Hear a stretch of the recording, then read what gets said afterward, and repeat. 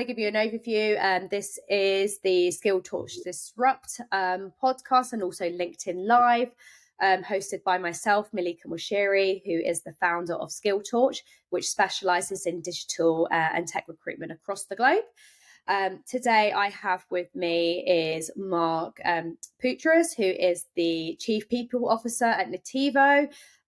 He is here to talk to us a bit more about transforming the workplace operating system. Would be great for yourself, Mark, to introduce yourself to the crowd and tell us a bit more about yourself, and then we can certainly dive deep into this topic. And if anyone has any questions in the meantime, feel free to ask them in the chat, and then we can certainly do a fireside conversation at the end. Yeah, that sounds great. So thanks for having me on your podcast today. I really look forward to our conversation and also learning from all of the people who are here with us live, and then also those that join after. Would love to hear what people are up to, especially around this new and emerging thinking around the workplace operating system, pretty much fueled by a lot of the remote work that we're seeing happening, or hybrid work organizations. So I have a pretty atypical career. I actually didn't start in the people and culture space. I started in the commercial side of the business and did a pivot. And my first entree into the people and culture space was in the learning and development arena. And over the last couple of years, have almost 2 years, have spent here at Nativo as Chief People Officer. And back in probably around the latter part of 2021, we decided that despite having offices pre-pandemic, that we as an organization were going to transition to an all-remote company.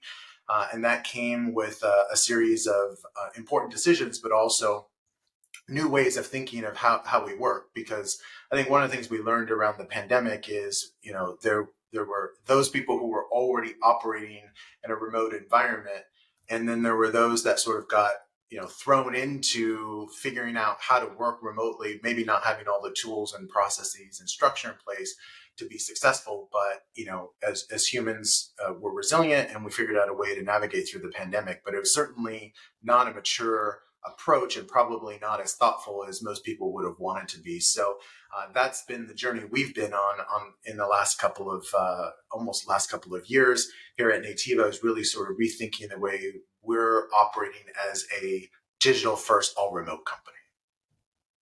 Amazing. Yeah. And obviously since the pandemic, it's been such a shift. Like I remember, prior to moving to the US, I've been very used to like working in the office. You had to be in the office. I think there was a day before where I would dream to work remotely. I would dream to like work from home. Now it seems like the absolute norm to even request that. Again, given obviously the pandemic, the coronavirus, and yeah, it seems to be now like when I'm working with potential clients, they are trying to, companies are trying to bring people into the office, but not so much that because it's not for micromanagement reasons. Actually, it's really just more about like collaboration. And and I think some companies feel that there may be some sort of lack of collaboration when working remotely, but also it can affect individuals' mental health and well-being. So we are still, I went to an event in Brighton last week, a gaming event, and the main topic with companies was, we're not remote, we're hybrid. Our company's going hybrid, our company's going into the office. That was like the main topic. Everyone was talking about it. And you see it on LinkedIn, there's always this like hybrid versus remote. Why is remote working great? And you're right. I think we need to look at how we can kind of tackle this. And I know yourself and I had a conversation around, okay, there are systems that companies can put in place. And I know you mentioned transforming the workplace operating system. Before we dive into deeper about that, tell me what actually that means, because I actually do not know what the OS system means. I didn't even know it was a thing until you told me.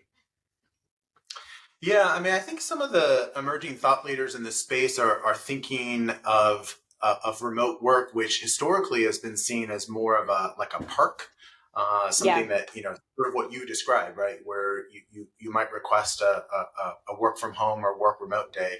And even that itself is somewhat controversial, right? Because I think Mm. there's this assumption that remote work is synonymous with work from home. I happen to be working in my home office today, but Same. I think if we think more broadly about remote work, it's really work from anywhere. Right. And so whether, we're hearing a lot more about workations, and we're hearing more about people needing to change their environment to be inspired and to help them, navigate some of the complexities of working from home.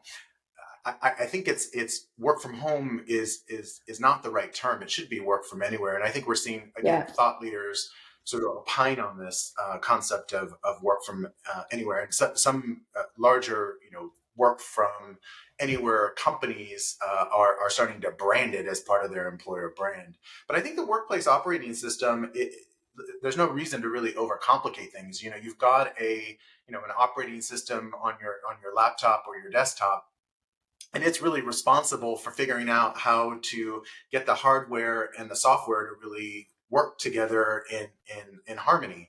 And I think that's Mm. essentially what we're talking about when we talk about the workplace operating system. We're talking about the strategy, the process, the culture, the structure, the leadership frameworks, how you recognize and reward people.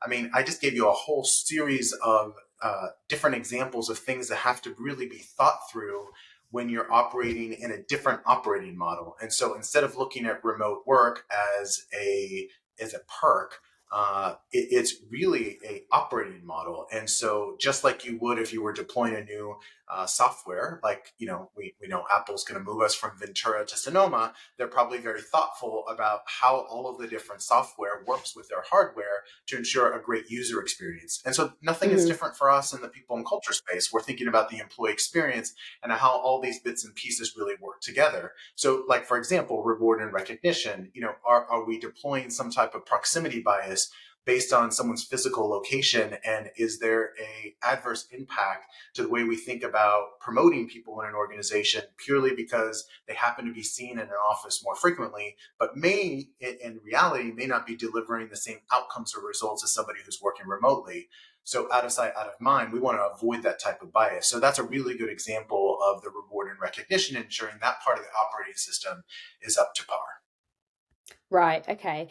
And is this something that's out there right now? Are people talking about the operating system, or is this something that you've specifically like starting to implement in TiVo?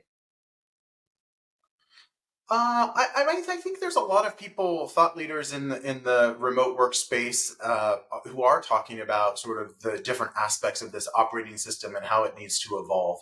And I think it's because of the thought that when we migrated, just because we were forced to due to the Mm. pandemic, into the remote space, there were a lot of companies that didn't have, for example, one of the first things that comes to mind about working in a remote environment, and there are many thought leaders who talk about the importance of documentation, right? So you're not having to tap someone on the shoulder. It's much easier to walk over to someone when you're working uh, co-located in an office and Mm. ask the question. But when you move into a remote environment, you may not have that accessibility. So having proper documentation obviously is very inclusive, but it Yeah. also gives people an opportunity to really answer questions just in time, right? Also, when someone's working on something, if you're in a fully distributed workforce, you may be in a global organization, and thus it's not, regardless of whether you are co-located with people in the country in which you're working or the office in which you are working, you may be collaborating with people who are, clear across in a different part of the world. And so documentation becomes critical in order to get answers to questions that help you to work asynchronously with those people. So I think this debate around remote work and hybrid work, I mean, unfortunately, I think there are a number of headlines that have made their way and sort of infiltrated and really muddying the water around what we should be Yeah. working through. Because most global organizations today are working in they're fully distributed, right? So they're already working to some degree, whether they go into an office or not, they're working across digital technologies and across time zones. And so to me, regardless of your, organizational need and strategy, and whether you do have offices and people are going into those offices, I hope people are thinking differently about how you interact with people in those offices. But regardless, I think this operating system needs to evolve to address a more modern way of working. Yeah. You mentioned documentation. What do you mean exactly by that? Yeah, I mean, I think what we're starting to see, I mean, certainly this is not something new, but there are a number of companies who have been operating in the remote workspace who have advocated for basically documenting everything. It's almost like the way I sort of think of this is like an internal wiki. And it's something here at Nativo that we need to get better at. Certainly something we've been talking about as a broader people and culture team and as a leadership team around having better documentation. Uh, you know, it's also accessibility, right? We talked about inclusivity and this concept of belonging. We want sort of equal access to information, and so getting all of this documented and memorialized, which is half the battle, and accessible to people, I think Mm, is almost an initial step in terms of, well, first it's the mindset shift, but then in terms of process, I think it's the first step in really scaling your remote work capabilities. right, okay. And so when I've worked in so when the companies I've worked with, when we've kind of transitioned into remote working environment, we started implementing things like Slack for the first time, Microsoft Teams, Zoom. Obviously, these companies had like a surge in demand in everyone integrating these tools. I actually never used these tools. I'd maybe use Zoom now and then, like prior to the pandemic. Now I even encourage my clients to even chat with me on Slack, and I get calendar invites for Google Meets all the time. And I think it's effective. I really, really like it. And so what I'd like to understand is like when you talk about the documentation piece, again, going back to that, are you talking about like, okay, how do we like communicate with these with the people that are in our company? How do we make sure that we can manage them remotely? Is it, I'd love to just kind of sort of get an understanding of how you go about like navigating people who are like working offshore or in different countries or in different territories. Yeah, so I think documentation. There's the tools and technologies that you're talking Mm, about that help enhance the remote working relationships or how to get work done when you're meeting synchronously. But I think those tools also, there's a number of tools that have come out in the tech stack to help us better work asynchronously, which I think is something that many companies are starting to look at and to hmm. put some principles around Yeah. to help with some of the meeting fatigue, and in particular Zoom fatigue. I mean, Zoom fatigue is a sort of a concept or a term that people have been throwing out, but honestly, if we're really going to be reflecting on where this sort of evolved from, Zoom fatigue is really no different than the meeting fatigue that we experienced when we were working co-located in an office, right? So, you Mm, know, it, to me, that it's no different. It's just manifesting itself in a different environment. Uh, but documentation is more around the procedures, the process, okay. how work gets done, and that's just not for people who you're onboarding into the organization. Certainly serves as an important way to assimilate into an organization. But it also serves as a reference because there may be procedures or processes that you maybe haven't really needed to in your current capacity, haven't needed to really leverage, and then you're thrown into a project or you're working cross functionally and you want to better understand a group. Having that all documented in a place where you can go Hmm. whenever it's most convenient for you or where you're sort of working at your peak performance and having access to that, that's what I mean by documentation. I think the tools and the resources, again, on the backside of this changing mindset around work from anywhere or remote work, I think the tools and resources and how we use them, we talk a lot about, at least at Nativo, we talk a lot about being intentional about the synchronous meetups, right? When you do pull people together, because I think that's another misnomer around remote work is that remote work advocates are advocating for keeping everyone isolated isolated, and that at no point, people are coming together. And I just think we're thinking differently about when we do pull people together. It's a really effective use of that time when we have those in-person collaborations and connections, because we're humans. We are built for connection. And so Exactly. staying, 100% in the virtual space with no opportunities to connect is certainly not aligned with the way I think about remote work. And I don't think most thought leaders in this space of remote work are advocating for this sort of a concept of isolation. I think it's just, we're thinking Mm, about when we do pull people together, we're doing so with a lot more thought, rather than just saying, hey, show up at this meeting at this office or show up for this brainstorm at this office. We're thinking a little bit more thoughtfully about it. And we're also thinking about inclusion and accessibility, and we're just, again, those are all concepts that I don't know were always top of mind for people when working in an office, because we took it for granted, because it was just what we did. We showed up to the office and it was all about presence, 9 to 5. And I think we're now realizing that may not have been the most inclusive, but also it may not have been the most effective in terms of output or results.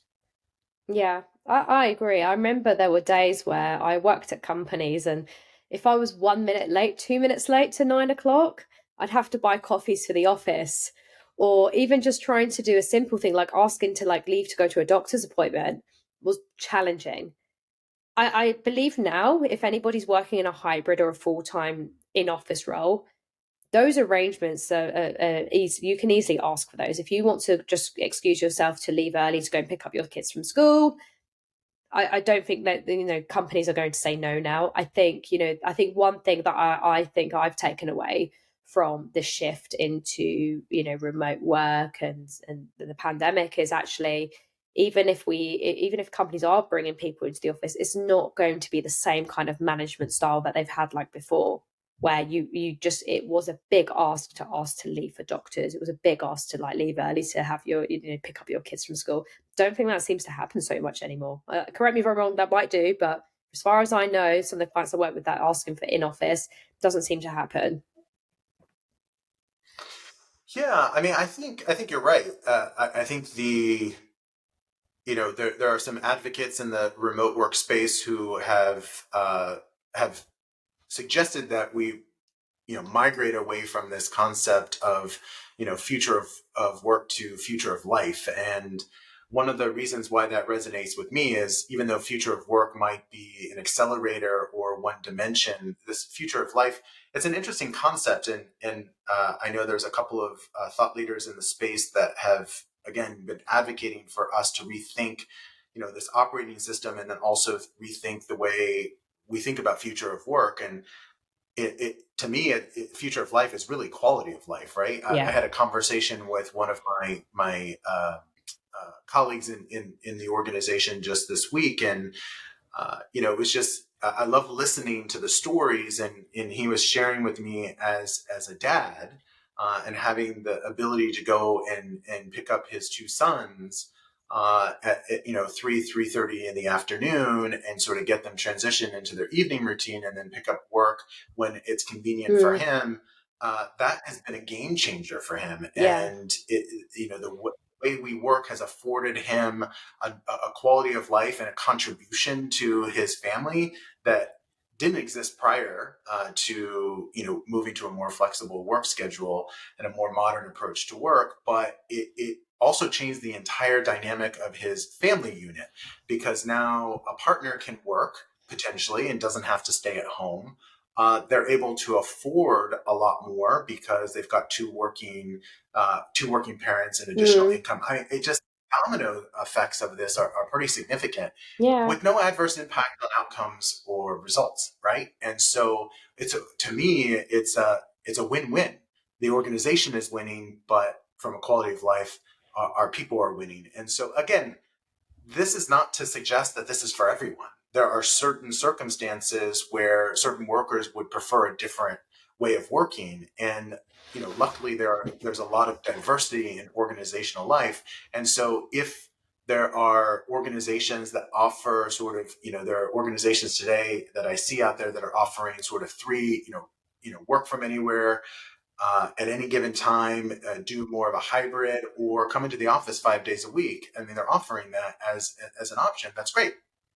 I mean, at the end of the day, that operating system that we started our conversation around doesn't really change because even if you prefer, if you have your own preferences to work in an office all day, 5 days a week, but you're working with people who are working remotely or hybrid, you're Mm, still essentially going to have to rethink that operating system. And yeah. so, again, you're still working, even though you're in an office, you're still working via synchronous tools like a Zoom if you have a meeting scheduled, or asynchronous tools when you're working asynchronously. So the dynamic, no matter, that's why I think this debate and the sort of the headlines to me is just muddying the water and actually Yeah. distracting us from the work that needs to be done in terms of enhancing the operating system. Yeah, I agree. And with regards to those who prefer to work remote, could you maybe like sort of shed some light in terms of like, the challenges that is faced with working with remotely? Because again, obviously you mentioned that dreaded Zoom fatigue during remote work. But is that exclusively to remote settings? Can you shed some light, that some light on that? But in addition to that, um, what what kind of people do you recommend is best suited in the remote working environment? Yeah, I mean, I think the remote work environment is definitely a preference, right? There are people who maybe prefer, and it's not necessarily a preference for interaction because that Mm, is something that you can intentionally build into a virtual first, remote first, or digital first environment. So it and you may be in an office of which you don't really know some of the people who are in that office, right? Because of the nature of how some organizations have structured their hybrid work or their office availability. yeah. So I think the remote worker is someone who embraces this concept of flexibility and is results focused. A high degree of accountability and equally sort of high degree of trust between them and their leadership. I mean, that trust piece is absolutely critical because there is a degree of expectation that if you're committing to something that you'll continue to do it regardless of whether you're working 9 to 5 or we're sort of evaluating productivity based on presence, which I'm not a huge fan of, and most Mm, remote work advocates are certainly not fans of. But I think it's the remote worker is also equipped, right? And I think there's some employer responsibility for ensuring that, again, the process, the digital tools, the mindsets. So again, leadership capability and effectiveness of leadership, strong communication and how you're communicating to keep people connected. I think all of those are there's a shared responsibility, but there's a pretty large responsibility on the employer side to ensure that people are given the support and tools to be effective as a remote worker. But again, you know, going back to the overall strategy and operating principles of the organization and objectives that are there for our remote workers, as long as those are clear and those people are meeting expectations, then they're probably going to flourish in that remote work mm. environment and deliver for you as remote workers. Yeah. When the shift happened during the pandemic, I think the biggest one of the biggest things that managers were concerned about was the nervousness around each individual's productivity. Now, I know there's been some like talk online and around actually how it's boosted productivity. And obviously, we saw towards what the sort of like 2021, the companies were sort of at the start of 2021, the end of 2020, companies were performing. There were more companies, receiving VC funding to fueling growth. And I know for recruitment, for example, we were very, very busy. Is there any have you seen any sort of evidence backed points where actually remote work has actually boost productivity as opposed to the latter that managers presumed was going to happen, which was not then being productive? Yeah, Malika, I think this is a hot topic at the moment. It I mean, is, it is. especially with some of the studies that we've seen come out of Stanford, right? So I think there's a 2-year study that showed a 13% increase in productivity, but another recent Stanford study showed a 10% decrease in productivity. All right. Uh, I think there's sort of like uh, different studies that are being produced that are survey based. Some of them are looking at measurements around productivity, and each organization is going to have maybe a different approach to how they measure productivity, which makes this complicated to look at in an aggregate form. uh, my take on productivity. I'll give you just a personal anecdote. In not the organization I'm a part of now, but when I was chief people officer for another organization, uh, one of the things that we looked at, and we this was exclusive to call center employees, but we looked at productivity over the pandemic, and then as the pandemic was, pandemic had a really strange transition as we moved into 2021 and 2022. But we looked at productivity, and it was fascinating once we had consensus in the organization around how we were going to look at productivity outside of the disruption, sort of this, sort of that quick hit to transition people when shelters in place happened. Mm. And then when we had a couple of start and stops, when we were sort of bringing people back into the office, more of a like a maybe 2 or 3 days a week, and then there was the outbreak of COVID, and so we had to go all back into remote. So outside of those start and stops, and then the initial sort of jump into remote work, which we certainly, I would say, were underprepared for, Hmm. productivity actually increased. And it was fascinating, especially when we Yeah. think about that frontline worker, call center worker who had never really worked in that environment, tends to be younger in their career. It was fascinating to see uh, that we were actually showing increases in productivity. And, of course, we were surveying and engaged because we were all sheltering in place, but we were engaging with the workforce to better understand why. And, things like, outside of the time that was sort of dedicated towards the pandemic, and, people weren't going out to dinner and they didn't have as much of their personal lives because they were sheltering in place, people were working.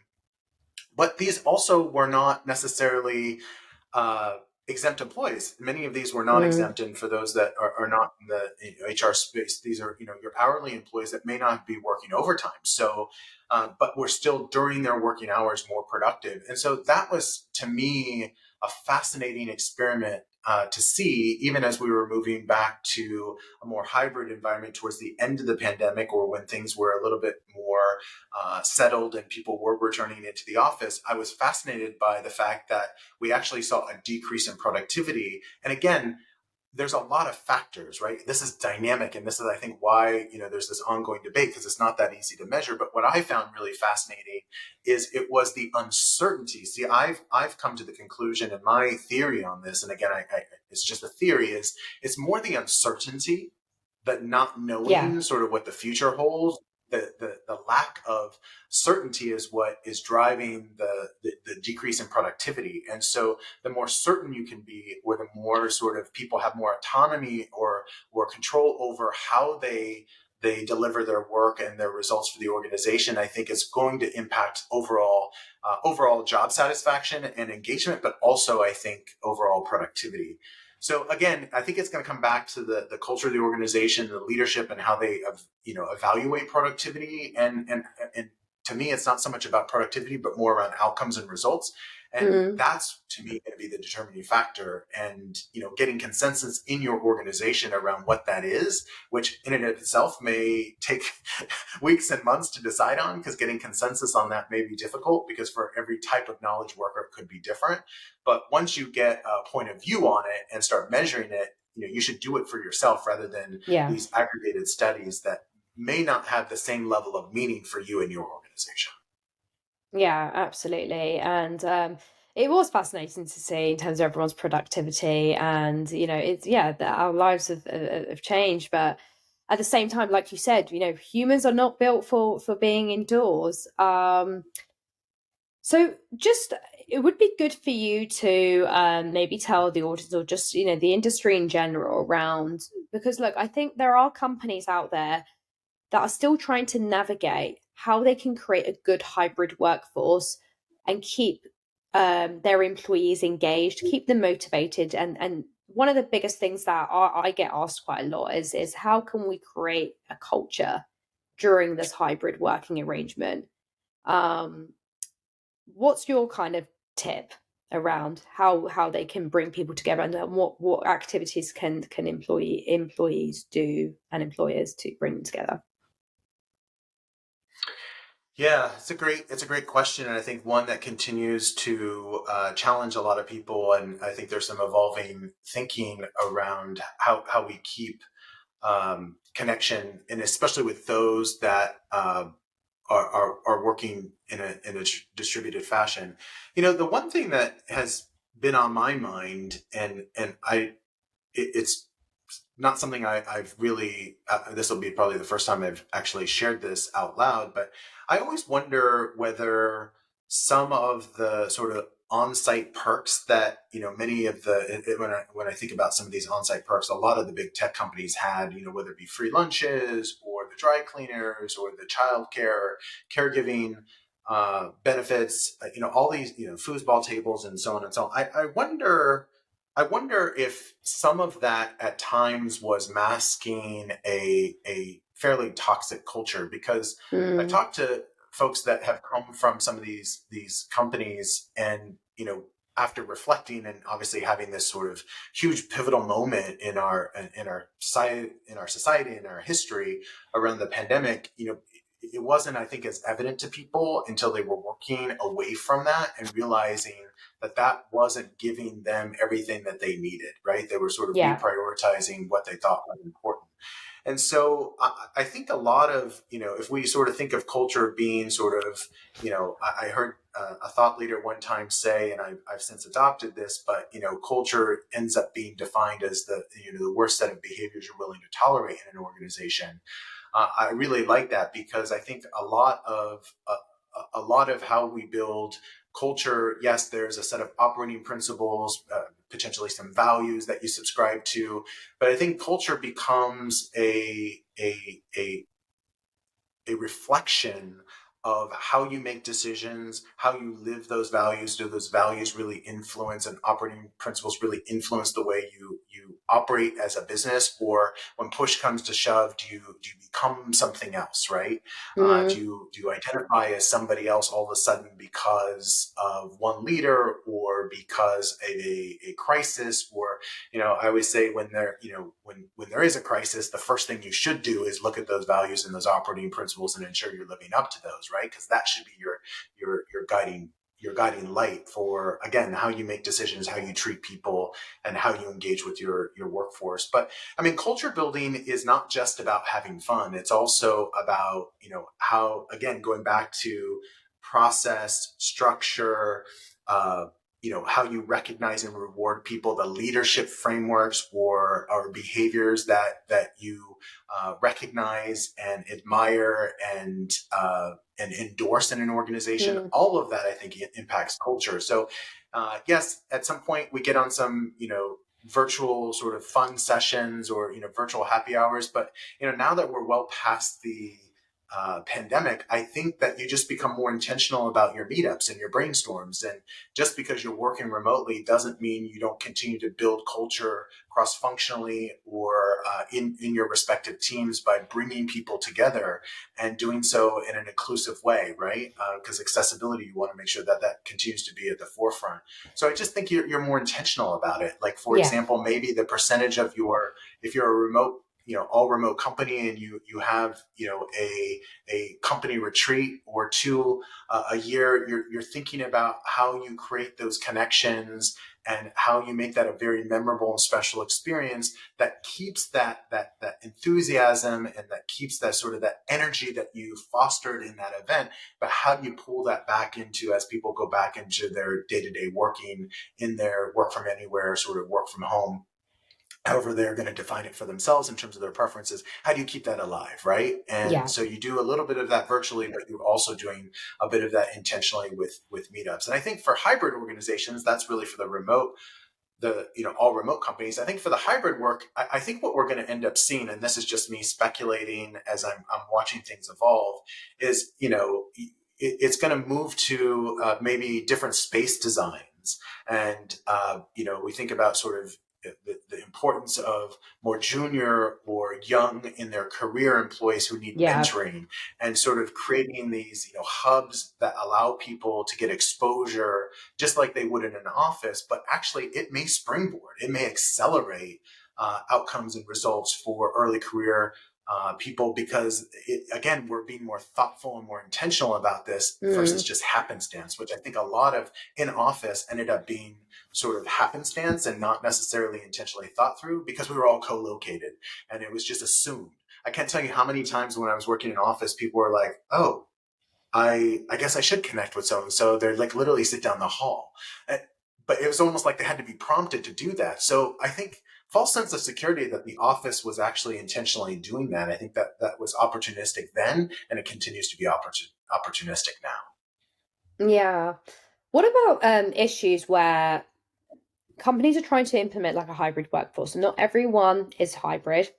So, just to give you an example, engineers may be remote or vice versa. Salespeople are probably remote. When they're going into the office, it's not, I don't think it's like before where you're going to see like 60, 70 people in an office space. I think a lot of companies have actually reduced their office spaces now due to cutting costs, and spending those resources on virtual products. So, what about in that kind of environment? Because I think in my opinion, I think it's quite challenging for someone to thrive in an environment where there's probably like three or four, people in an office, part of a large organization, which I think is still happening. I think companies are trying to change that, where they would ideally like have more people in the office where there's more cross collaboration. But I think they are still facing those challenges where there's only a small amount of people that actually want to come in. Yeah, I mean, it's a great question. I mean, I sort of think about this as if an organization is going to sort of proceed with what they've already done or what they've already had, I think they're gonna struggle, right? And I think there are going to be some landmines, because I think they got to rethink the space and rethink how that space gets utilized. If the decision is made to shrink the real estate footprint, and I think you're absolutely right. I think there is a trend based on the real estate brokers that are publishing white papers on this. I Mm. certainly think that is a trend. Uh, I think those savings should be reinvested in the workforce. And so I'm thinking of things like, better home office setups, or, investments in technology, especially around making asynchronous work more effective. I haven't really talked about asynchronous work, but, one of the things we do know in talking with people is that, peak performance, or where they're operating at their very best, can vary. And so, giving people an opportunity to lean into a project and to work on it asynchronously where we're getting their very best, it may in fact improve outcomes, right? Just using that as an example. Learning and development, right? And, giving people more access, because again, that doesn't come at no cost. That can be costly for an organization, but a worthy investment. And so some of those real estate costs can be redeployed and invested in upskilling your workforce. Wellness programs, right? One of the things as a leader that and especially as somebody who's a leader in the people and culture space, that I've I certainly think this just witnessed froze is. just now. I can't actually Oh, see your picture anymore. can you hear me? Okay. Oh, you're back now. Oh, okay, great. Okay. What I was sharing is that, one of the things I've observed as a leader in the people and culture space is that it was far easier as a leader that was co-located with someone to really start to sense that, somebody was either disengaging or was burning out, right? Because you Mm. visibly could see them and you could interact with them. I actually think it's even for some of your high performing talent that may be on the verge of burnout. You don't necessarily, you may not be able to see it as, and it's not as visible, or there's no prompt to be able to ask the question or engage in a conversation with someone. And not because you didn't have a trusting relationship with them, or not that you didn't have a great sort of, you weren't a respected leader, or you, you didn't have a lot of psychological Mm. safety in your team. You wasn't visible, right? Right. Especially when we're working a lot more asynchronously. And so I think ensuring that we take some of those dollars from the real estate savings and also reinvesting it into wellness programs, and not taking a one size fits all approach, right? And giving people options to be able to lean in when they need it, lean out when they don't, and making that so it's also not a, it's not a burden. I don't have to tap someone on the shoulder, that these are resources that are available to me. And I can, if I'm in need of some mental health support, I don't have to contact someone. I can just lean into it because I know that there's a series of resources. Or, maybe I need to rethink and recalibrate just the way I'm working, because that's not really contributing to my overall job satisfaction Mm. and my overall mental health. And you as an autonomous sort of remote worker have so much of that opportunity to engage, but sometimes you do need a little bit of help, and so tapping people on the shoulder and having those internal resources or external resources can be very, very, very, very helpful. Yeah, absolutely. I totally agree with that. And yeah, and I think it's important just to have like, good amount of like virtual resources there. So recommendation then. So let's say, for example, a company is remote first and they want to try and bring people together. How often should they be doing that, in your opinion? And what should they be doing in those team building events? Yeah, so I think that's going to be sort of indicative of the budgets that you have, the size of your organization, and what you think might be best in terms of the frequency of those in person interactions. I don't think, I mean, we see a lot of the thought leaders in this space, and of course, we're seeing this emergence of a head of remote role. And I think that's a good thing, because it to me is a reflection of, not thinking of remote work as a perk, but really a way of working or an operating system, as the whole discussion today has been around this workplace operating system. So I'm a huge advocate for these types of roles. But I think digging into the reasons for why you're bringing people together is probably the best place to start, and then figuring out the frequency. So to me, I don't think it's out of this world to think, depending again on the size of your organization, to bring your workforce together for some type of retreat or summit annually. And if the budget allows, maybe a couple of times a year. But again, it's going to be dependent on the frequency of those in-person interactions. If teams are meeting, if leadership teams are meeting, if brainstorms are endorsed and there's space for people to come together, and again, under their own terms, right? And so it's sort of, you're giving them the autonomy and the resources and the capability to come together. So whether that be in a real estate that's owned, real estate that's rented, or something like a WeWork space where people come together whenever it's needed, right? And so I think I think to me it's really around what's necessary for the Mm. organization, what people are craving, and it may be different pockets of the organization need more of it. In talking to some engineers, they really appreciate the autonomy and the ability to not be in meetings, because some of them get their internal job satisfaction from delivering in the space in which they're working, and when they're distracted from that, that actually negatively impacts them.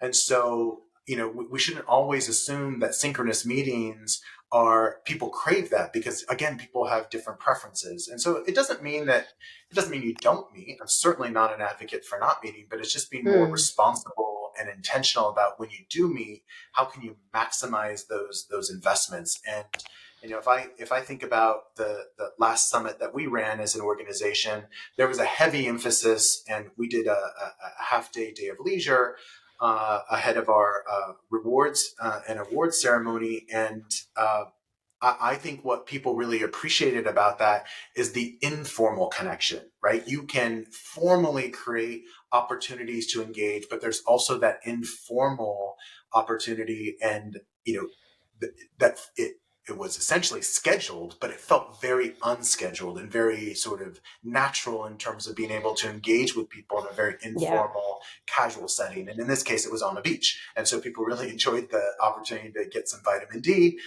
We were talking about the importance of getting outside and making sure we're appreciating the communities in which we live and work, but also you can manufacture that in a really dynamic and positive way where it's not, these meetups don't end up being overscheduled. Yeah. I agree. I've noticed this year, so I've been to a couple of like in-person like industry events. So one of them was like MadFest in London. I know that I didn't actually go to Cannes, but a lot of people within the ad tech industry went to Cannes. There was talks that it was the busiest event and it was probably one of the most successful events. Same with MadFest, like that was oversubscribed. Lots of people couldn't get in. I think there was loads of people that turned up more than expected. I have a feeling now because obviously everyone's isolated and some of them are still remote. People actually really enjoy getting out to events and speaking to people. And the conversations I've had, myself both with prospective clients, but also within other individuals, that they've actually seen a huge success in winning partnerships doing this in person and through these events. I don't know if you've seen that across your organization as well. It just seems to be a lot of productivity there and a lot of willingness to go to them. Yeah, I think so. I mean, I think I agree. I mean, I think there's a huge appetite, but I think what's increasing the appetite is not necessarily the remote work, because I think people very much value the flexibility, but I think it's that people have energy to give, right, Yeah. and to receive. And so they're being more intentional about and selective about the things that they believe is going to bring the best value to them professionally and potentially back to their organizations, and what's going to give them the biggest return.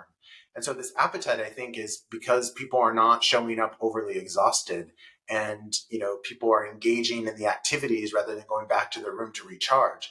Because I mean, I've heard people use the term introvert and extrovert, but to me, I think those terms are a little short sighted, because it's really around sort of Mhm. how you deploy and get energy. And at some point, even myself, I love being around people. I'm a people person. I get a lot of energy from people, but I also need to recharge the battery. And so Yeah. I get opportunities to work asynchronously. I get opportunities to work synchronously in my role, but I also get out to industry events, or I travel, or I connect with people in person. And so now I got a blend of something that works really well for me. And for others, it may be industry events are a little over the top and they would rather attend those virtually. And for others, being in person and being able to engage with people is better for them. What I love about where this is headed, just generally in terms of sort of work life, or sort of the future of life, is people can lean into their own sort of preferences, and they can still equally be, if we want to compare people, they can be equally successful. They can contribute, they can Hmm. deliver results, they can deliver outcomes, but on their own terms. And I think that's what this flexibility is all about. And I agree with you. I think there's a huge appetite for people to get out, but again, on their own terms. Yeah. Definitely. So obviously there's been talks, especially this year, around AI, artificial intelligence. Again, they say it's obviously shaping the future of work in a lot of exciting ways. So how do you see AI contributing to human augmentation and creating workplaces that are adaptable, inclusive, and then also high performing? Yeah, I mean, first and foremost, I don't think it's not unusual to see a lot of the sort of doomsday type of headlines. I just think a lot of that is just to draw people's attention in media doing what it The does best, right? buzzwords. Yeah, it's just capturing people's attention, and I get that. You know, uh, oftentimes we sort of, overestimate in the short term and maybe even underestimate in the long term, these, sort of technological sort of revolutions, right? And I certainly think AI is the sort of, as we migrated to sort of digital computing and, maybe even the introduction of mobile phones, we're sort of in that sort of renaissance, right? Where AI is going to have a dramatic, I think, impact on the way we work. But I don't see AI having, a sort of, just in the near term, all of a sudden replacing a number of workers. But what I do No, I see is I disagree. do see life changing. And I see advancements in augmentation when AI is used as a tool in the way we work. And so, whether it be automating tasks that humans typically would do to allow or to unlock humans to be able to do more strategic and thoughtful work, I certainly see that in the near term. And so, thinking about how AI will enhance the way we work, will impact the way we work, I think we should start sort of mapping that out again. But it's interesting. I want to make the parallel because just how we're thinking about AI as a product. I'm hoping that one of the takeaways from this conversation is that also people think about remote work as a product, right? So if you're not thinking about sort of how you're assimilating AI, or most companies probably are thinking about how you're going to assimilate AI into the way people work today. I'm hoping that even if you're working in a fully distributed or hybrid work environment, certainly remote first companies are probably thinking about remote work as a product. But if you're not, I think that's a really good place to start. But going Hmm. back to the AI conversation, I do think that the one thing, and I love the example of, and I'll share an example for those of us who work in the people and culture space, because we oftentimes think about these things. But here at Nativo, we have a practice of letting people go early on Fridays during the summers, and I think it's easy to think about these flexible Fridays as being summer Fridays. But if you're a global organization and you've got people in the southern hemisphere, was clearly not summer in the southern hemisphere. So to be more inclusive, you might want to rethink the way you articulate your flexible Fridays. AI is not going to be able to tell you that, right? No. AI is not going to infiltrate your organization and have an intimate understanding of the inner workings of how work gets done in your business. But it could be a good thought partner, because you may ask it, hey, prompts are everything, but you may give it a prompt around, hey, we want to be more inclusive, we've been calling it Summer Fridays, give me some examples of how we might use more inclusive language, and it may spit out a number of examples. And so that's a great way. I mean, think about it. You may go into a brainstorm, you may go set a meeting for something like that, but think about, you can generate a asynchronous sort of brainstorm on this and leverage this augmentation tool to generate some thought. And that just expedites the thinking, right? That Yeah. just expedites maybe the decision around how. So that's like a really simple sort of people and culture example of where AI may impact the business in which you're in. But I'm very bullish and optimistic, and I've been spending a lot of time thinking about the way, especially in the people and culture space, how it might impact our HR tech stack, and how it might start to make life easier and allow us as a people and culture team to unlock a lot of the time that we invest in more sort of routine or things that could be automated, and how we harness some of the data. I mean, we sit on a lot of data, and how we might be able to leverage AI to unpack and look at that data in different ways, and do so in a thoughtful but really in an expedited way. Hmm. Maybe things that would normally take weeks to do could be done in days. And again, that unlocks a lot of productivity, a lot of time, which is not a infinite resource. Time is finite, and so it unlocks that time to deliver better return on our investments as a people and culture team. Yeah, that's a really interesting insight. And there's a couple of companies that I've come across that actually they're starting to like look at doing like 4 days week, 4 day week. and letting people off on a Friday. I don't know if that's going to be like a permanent thing across all companies, but there's definitely companies that are certainly thinking about letting people off early on a Friday, and again, giving them a day off on that day. Yeah, it's an interesting concept. I mean, I know that there are countries and governments and obviously companies who are starting to experiment with different ways of working. And I think this goes back to the how we started this conversation around the operating system. They're rethinking the sort of inner workings of the organization, Yeah. and it's in their mantra, or what is driving it, is how can we produce better outcomes, better results. And and it may be that for it may not be just 4 days a week. It may be just the number of hours that Hmm. over a five. I mean, we just assume that 4 days a week.